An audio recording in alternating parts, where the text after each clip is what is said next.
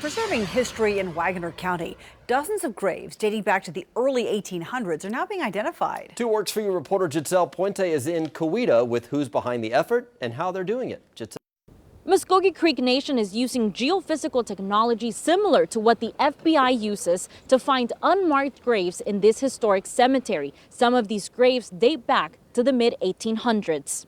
Although this headstone is broken, you can still make out the name of the person buried here, Olivia Loridge. The more research we do, we know this is the oldest known marker. The headstone dates back to 1845. Lots of history. This is where Coweta started. This now historic cemetery used to be the Coweta Mission, where missionaries taught Creek tribal children about Christianity. The site has come a long way in the past 2.5 years of restoration, but there's still a challenge. We know of 37 people that are buried here. We have the names. But we know there's more graves. Mike Walker from Coweta has become the lead coordinator in preserving the cemetery. Just got involved in the community and just like giving back.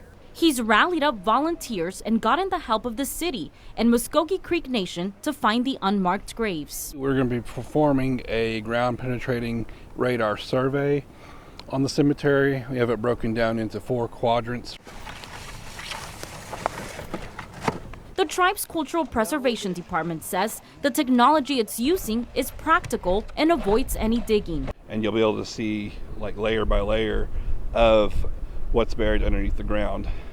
So it's a really non-invasive equipment. So, being respectful of, ancestors and burials. Once this is done, Walker hopes to start restoring the headstones and getting new ones for the unmarked graves to pay proper respect and preserve history.